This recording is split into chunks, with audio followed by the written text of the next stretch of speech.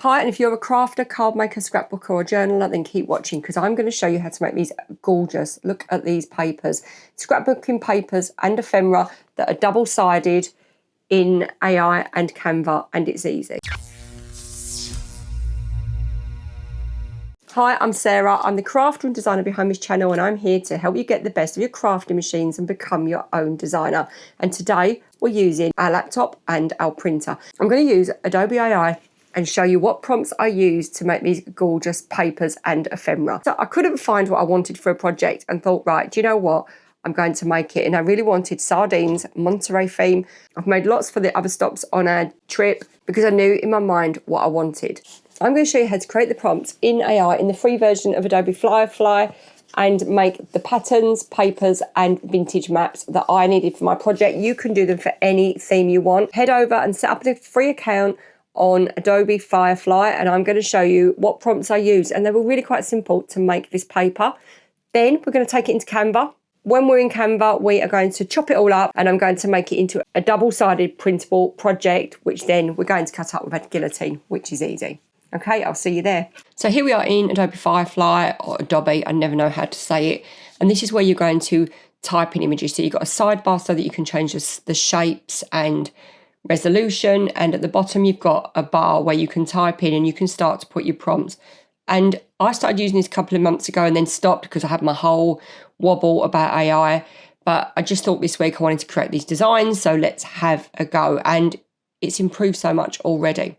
So what you're going to do is you're going to type in exactly what you want, and you can be as descriptive as you want. So I am typing in that I want a muted vintage scrapbook paper in pastel shades in a sardine pattern. So can you see how I've wrote scrapbook in paper and see what happens? And I didn't crop this out because I think you should see this. And it's just sometimes about getting your prompts right. And I'm not fully there all the time, but I'm learning as I go along. It's giving me a piece of paper on a table. That is not what I want. So I'm going to change it slightly. So I'm going to take out paper and add pattern. So now I've got muted vintage scrapbooking pattern in pastel shades in a sardine pattern. And you're going to see the difference of what it picks up on. It takes everything really literally. So now it's not a piece of paper, it's a pattern. And I love that pattern. That is just brilliant. A bit chunkier than sardines, some of them a bit more like salmon, but that doesn't matter.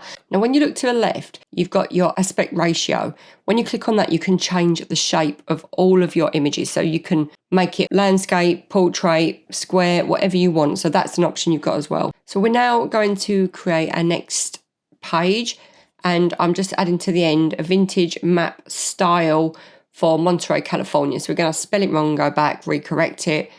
And the aim of this is that because this is all stacked, you get a similar theme. And that I find works really well for creating scrapbooking and card pages, anything that's got a reoccurring colour theme. So there we go. We've got a map of Monterey, California. So I don't know if that's exact. And it doesn't matter because I'm going to use it as a background. I know that Carmel and then you've got Monterey, Fisherman's Wharf is up at San Francisco, but it's just so that I've got that vintage map feel. I'm not too worried about accuracy because, as I say, I'm going to be sticking stuff over it. And this, for me, is more about getting the vintage vibes, patterns, and the colours.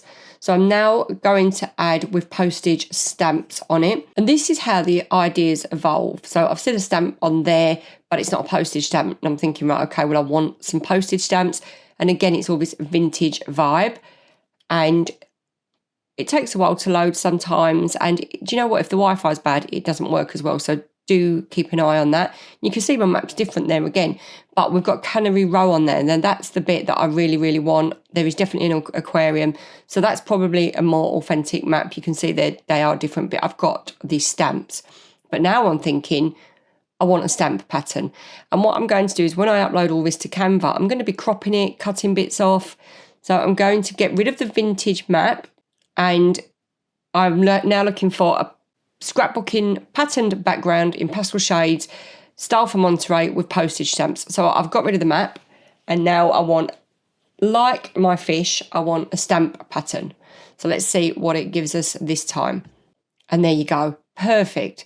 And you can do that for every city you go for. And you can see that it's got the things like the sea lions, which they've got the seals and sea lions in Monterey.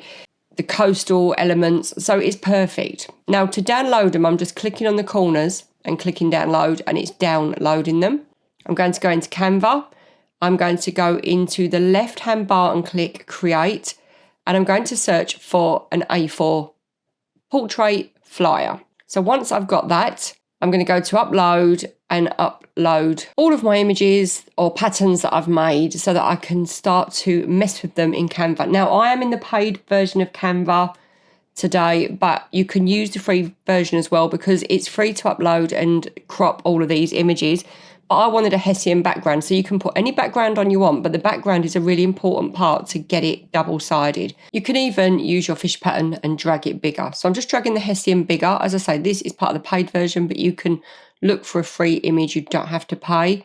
And I'm just going into the layers bar at the side. So at the top, click position when you've clicked on your Hessian, and it will bring up the layers. So you've got arrange and layers at the side, click layers and drag your Hessian to the back.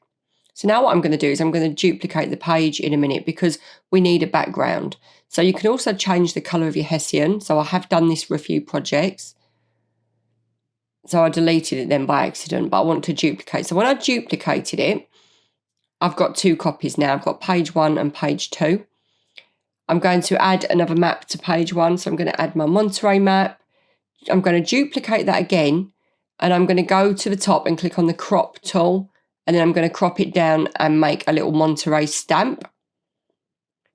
And then what I'm going to do is duplicate that again and recrop it again. So I've just got Monterey, California with a bit of the lighthouse on. So you can see that I'm just cropping the images I've got to make stamps. So what I've done there is on the second page, I've deleted the image and I've duplicated it again so I can add another map. So the first page has got my first lot of maps. My second page is a blank canvas.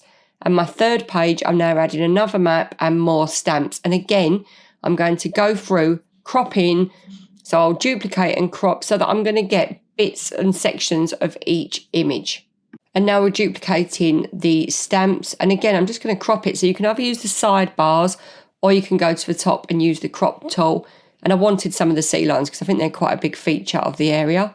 I've duplicated that and I'm cropping it again and moving my crop areas around so that I've got a lighthouse. And I'm now going to go to the top and duplicate the top because I want that Monterey Bay, California writing. And it's just so that I can use all of these bits. I'll either use half of them, all of them, or nothing. But I've got these options and I know that I'm going to use them. Now I'm going to crop for these stamps. And this is just about filling the paper, but also having lots of different options. So I'm dragging that there because I've run out of room. I'm going to make that Monterey bigger. I'm not putting it through print and cut. I'm going to cut this with my paper trimmer because it's going to be just as easy. So with Canva, you have got to move stuff out of the way to get stuff done. That's the only thing. But I've just moved this pattern behind out of the way because I just wanted you to see that when I clicked on it, you can change the colour. So this is my third sheet. I need a fourth sheet yet, but I'm going to show you. I'm going to change the colour of this one. So when I go into the side, there's lots of colours that are in my photos. I can also choose my own colour. And at the top, you've got a colour picker that you can drag around. So you can see that I can change it to pink. I can go more green. I can go more muted and dull. But you drag that around. And this is because my background will also be this colour. But you can see that you can change the colours of some of your backgrounds. And that's really useful, especially when you're designing your own scrapbooking paper. I mean, I haven't drawn this, but I have designed as in picked and told a prompt what I want to create. And that's what I wanted to do. So I do need to add a fourth page because I need a background page for this. So what I'm going to do is I'm going to click on the Hessian layer and I've duplicated it. And that's given me, it's gone over the top of my other layer, but that's all right. So now I'm going to go to the bottom and add a page and I'm going to drag that down. And it looks like it's disappeared, but when you drag it down, it does appear. And that's just so that I've got my background, so that I've got my first 2 pages. I've got that page with all the images. I've got my second page, which is my background. Then I've got my third page, which is all my patterns, my fourth page, which is my background. And when we print this, that is the order it's going to print in. I think it goes fourth to first backwards on my printer so that you're going to get a double-sided image. Now we're going to share it. We're going to click download and we're going to download it as a PDF because we're going to print it all as one. So click on your PDF. You will get an option to do PDF print, and you get that in the free version as well, I'm sure. But if not, go digital. And there it is. How amazing is that? So 4 consecutive images you can see in that left-hand sidebar that have got all of our layers or our pages ready to cut out with the backgrounds on. And here's the brilliant part. We're going to send it to print. So click on your document, go to the top bar and click print. And when that comes up, you are going to toggle on double-sided. You're going to click on the button to fill the entire paper and go to media quality and set it to best. And that's going to fill as much as a page as that printer physically can. There will be a tiny border, or there is on my printer, and then it will send it to print and cut double-sided in that order, either downwards or upwards. I think mine goes upwards. So here we are printing off the first page of our Monterey layout, and this one potentially will be one of the back sides. I think it usually prints the back first, and there it is coming through our Hessian side. And this is such a great way of getting the double-sided scrapbooking or journaling page.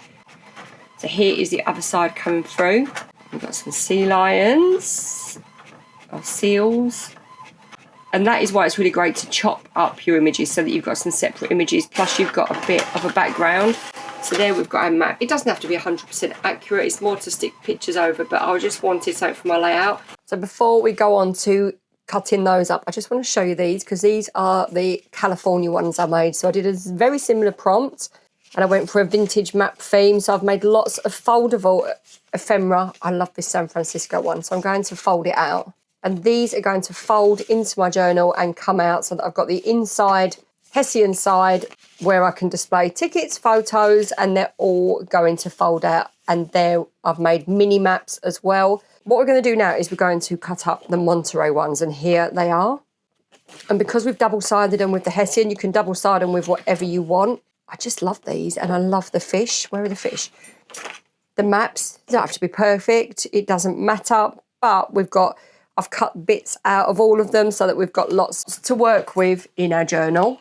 And we don't have to use it, but I've got it. So what I'm going to do is fast forward as I cut it up, but I want to show you the results at the end. Maybe we'll just do 1 or 2 so that you can see how easy this is to create and what you can do with them.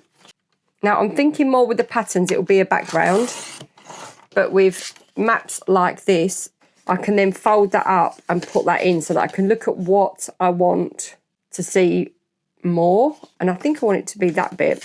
And then that will go in, and I can open it up and I've got stuff inside it. I can open stuff so they flip up. And that's the reason that I did the double-sided, because the double-sided gives you that flexibility. Now with this is going to be a background paper. So I'm just going to cut it up so it's ready to go in my journal, but I'm going to tear it so that I can cover corners and pop bits in. But look at that, those prompts were just brilliant, and it's just about getting your prompt that you want. And then I've got all of my mini little stamps. Now I have actually ordered a stamp cutter that's on the way. These little seals remind me of my little pug, because he does look a bit like a seal pup. And another great use of this, and the reason that you want some empty space, I'm going to take that edge off there, just that little edge. I'm going to leave the top edge on, because what I'm going to do with some of these is I'm going to fold them so that I can attach them in and have flip up bits to go inside. And I'm going to do the same with that, because that can flip down. So you can see that's why you don't have to cut them out completely, because you've got to think, right, if you want some opening up edges, we're going to stick a photo on top of that, and it doesn't even have to sit underneath it. It can go where it wants. So we are going to leave some edges on. I can always cut them off when I'm in the car if I want them off. And I'm going to leave some of these with straggly overlapping edges, because again, it doesn't matter. But yesterday I was making a birthday card and I wanted a background paper and I couldn't find what I wanted. And actually that is the way forward, that you don't even have to put the back on if it's a birthday card. But creating that's just brilliant. Sardines are so in at the moment, aren't they? I mean, that was something I never thought I'd say in my life. Sardines are in. And there we have all of our Monterey papers. So we've got mini scrapbooking papers to use. We've got stuff that we can use as fold outs, flip ups, pop ups. That I'm definitely going to use as a paper. This will be like a header so that can flip up and stand up. And I will put stuff underneath that. More papers. That's going to be a fold-out map, I think. So, yeah, we can collect maps when we're there, but we can also, that can sit just there. And then that's going to open up so that we can see. And probably inside, I'm going to have some pop-ups as well.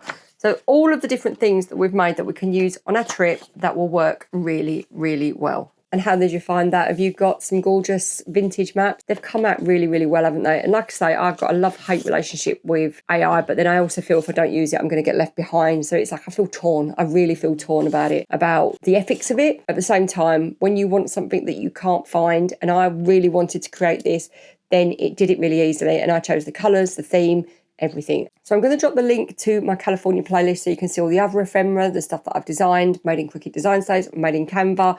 Every single one has a different learning curve and a different technique. So have a look at those and you can see all of the different techniques I've used creating all of the ephemera for my planner. Do let me know in the comments how you got on and tell me what you designed. What did you create with this tutorial? Thank you so much for crafting along with me. I will see you next time and happy crafting.